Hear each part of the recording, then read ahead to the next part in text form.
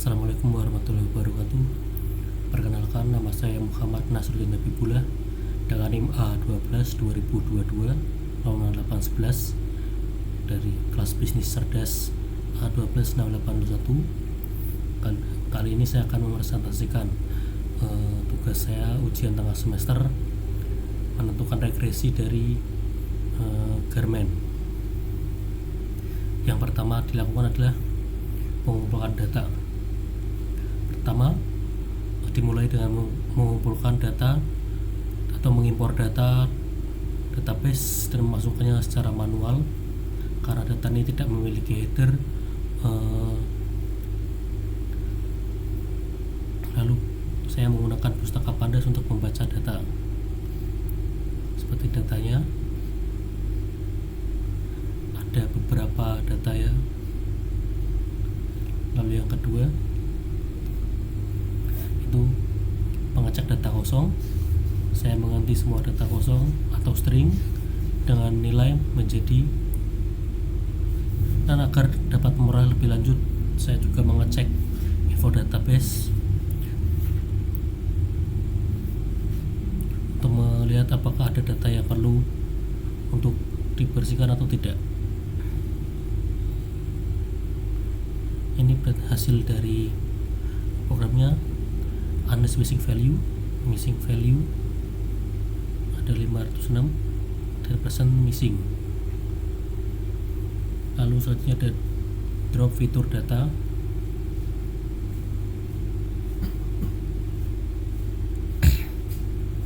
Di drop fitur data ini saya menghapus kolom date karena tidak relevan dengan prediksi.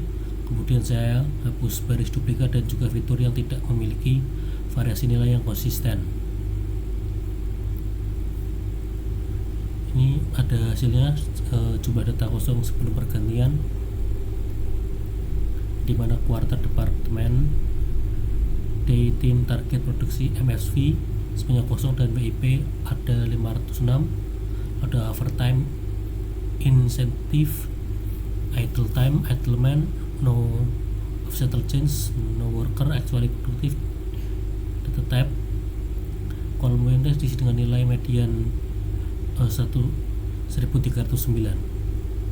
Lalu setelah cek ulang nilai kosong setelah imputasi, semuanya menjadi kosong. Lalu yang keempat ada visualisasi semua fitur bar chart. Di sini saya memvisualisasikan semua fitur menggunakan bar chart atau histogram untuk melihat distribusi data.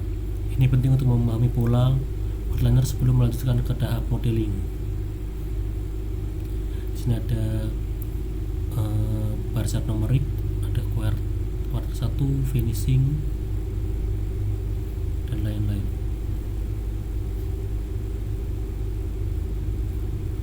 Lalu ada hasilnya. Di sini ada distribusi presentasi fitur quarter. Di sini akan menghasilkan beberapa quarter. Ini terlihat di layar. Lalu selanjutnya distribusi D. Sebelum distribusi ada departemen, lalu D atau hari menunjukkan hari-hari dalam seminggu. Lalu yang kelima ada konversi logika kategori menjadi ordinal. Di dalam kolom seperti tim dan departemen masih dalam bentuk teks, lalu saya mengubahnya menjadi angka dan menggunakan teknik label encoding agar bisa digunakan dalam mode regresi. Dalam kolom kategori yang akan dikonversi, quarter, departemen, day, hasil mapping kategorikal ke cardinal. Mapping ke kolom quarter, ada quarter 1 sampai quarter 4. Lalu mapping kolom departemen, ada showing, finishing 2 dan finishing 3. Lalu mapping untuk kolom day, ada Senin, Monday, Selasa, Rabu, Kamis, Jumat sampai Minggu. Lalu ini ada hasil sampel data setelah dikonversi. Nah, lalu kita lanjut ke korelasi antar fitur. Nah, di sini di korelasi antar fitur saya membuat heatmap korelasi untuk melihat hubungan antar fitur. Ini membantu agar saya dapat memahami agar dapat dipahami dengan mudah fitur mana yang paling berkorelasi dengan actual productivity. Lalu ini adalah hasilnya, ada diagram korelasi fitur dengan fitur productivity. Lalu kita lanjut ke bagian bagi data menjadi training dan testing. Data kemudian dibagi menjadi 80% data nanti dan 20% data uji. Ini dilakukan untuk melatih model dan mengevaluasi performa secara objektif. Lalu ini ada pembagian datanya. Training set ada 957 sampel dan testing set ada 240 sampel. Lalu nanti ke-8 multiple linear regression. Di sini multiple dilakukan untuk melatih modeling regresi linear menggunakan linear regression dari scikit-learn. Setelah model dilatih, di sini akan menampilkan rumus regresi, intercept dan koefisiensi dari masing-masing fitur. Lalu selanjutnya ada evaluasi linear regression. Di sini hasil evaluasi modeling akan ditampilkan menggunakan hasil berikut seperti ini. Di sini R float menunjukkan seberapa baik modeling menjelaskan varian data skor. Lalu RMSI dan MSI menjelaskan atau mengukur seberapa jauh prediksi dari nilai aktual. Lalu MAPE mengukur error relatif dalam bentuk persentase. Lalu S10 random forest regressor. Di sini saya juga melatih model kedua menggunakan random forest regressor dengan 100 pohon. Hasil evaluasinya saya tampilkan dengan metrik yang sama seperti nomor 9. Di sini R2 score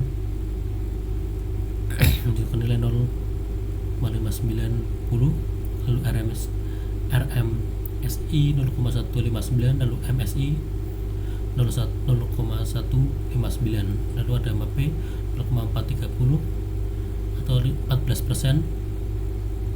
Di sini ada nilai aktual versus prediksi random forest.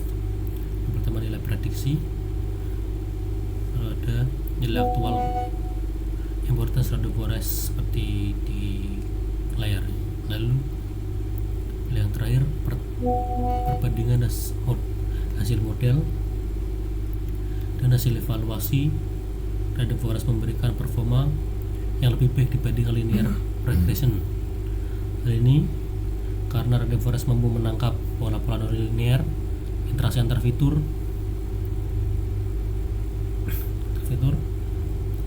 yang tidak bisa ditangkap oleh model linear. Seperti yang terlihat di sini programnya. Di sini terdapat perbandingan performa model linear regression dan random forest. Hasilnya menunjukkan ada skor dari random forest lebih tinggi dari linear regression.